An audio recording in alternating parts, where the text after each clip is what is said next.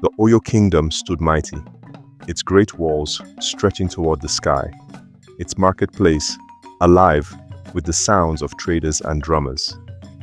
At the heart of this powerful empire was Balogun Adeoti, a renowned warrior chief, feared by his enemies and respected by his people. By his side was his first wife, Efunsetan, a woman of sharp wit and great influence. For years, Efunsetan had stood as the pillar of his household, her wisdom guiding his decisions, her hands keeping his home strong. She had given him sons, maintained his honor, and ensured that his name remained a legacy in the kingdom. She had believed that she was irreplaceable, until the day Omotoke arrived, a new wife, a broken heart. Omotoke was young, beautiful, and full of laughter. Her eyes, bright as morning stars, bewitched Balogun Adeoti from the first moment he saw her. The once loyal husband, who had sworn to honor Efunsetan above all, was lost in a spell of infatuation. It was not long before Omotoke was brought into the palace, given the title of second wife. What was once a home of respect and unity became a battlefield, with Efunsetan pushed aside like an old relic. Balogun, who had once sought her counsel in every matter, stopped listening to her. His nights were spent with Omotoke. His gifts were for Omotoke, his love, stolen from Efunsetan and handed to another. The first wife was now a shadow in her own home. The vow beneath the Baobab. One night, as the moon cast a pale glow over the kingdom, Efunsetan left the palace and walked toward the sacred Baobab tree, the tree where the spirits of ancestors listened. Her heart burned with rage, sorrow, and betrayal. If her love was not enough to hold Balogun, then a curse would be enough to destroy him.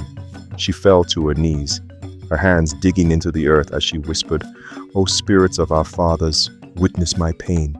If the man I have loved, the man I have served, chooses to throw me away like dust in the wind, then let the same wind scatter his life into ruin. Let him know the weight of loss. Let him watch everything he cherishes turn to dust, just as he has turned me to dust." The wind howled through the trees, as though the gods had heard her. The fall of Balogun Adeoti. At first, nothing changed. Omotoke remained his favorite. The palace still buzzed with laughter and music, and Balogun still ignored the woman who once stood by him. But then, strange things began to happen. The warriors who once followed Balogun without question turned against him, accusing him of weakness. His cattle fell ill and died in the fields. His once loyal allies in the king's court whispered behind his back, plotting his downfall. And then came the final blow. Omotoke, the woman for whom he had betrayed his first love, fell ill. No healer could cure her. She withered before his eyes, the beauty that had once enchanted him fading into skin and bone.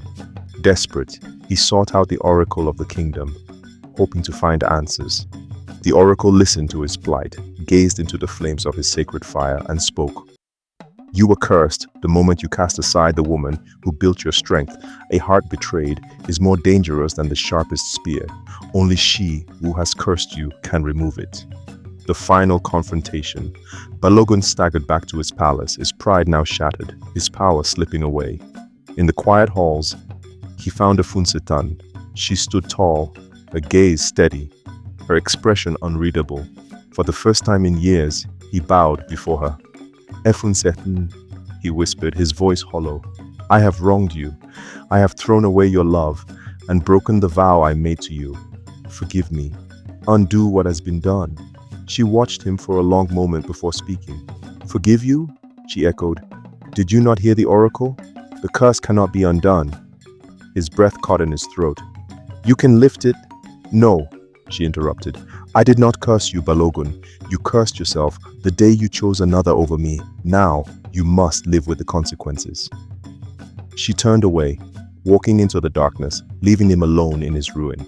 The end of a legacy. Balogun Adeoti lost everything.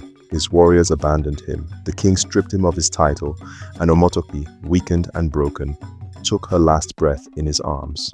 The mighty chief, who once stood unshaken, became a man without a home, without a name, without love. And Efunsetan, she walked away with her dignity intact, her power undeniable. Some say she left the kingdom, vanishing into the night like a legend. Others say she became a feared priestess, a woman who commanded the spirits themselves. But all agreed on one thing: never betray a woman who once held your heart. For when a scorned woman whispers to the gods, even kings will fall.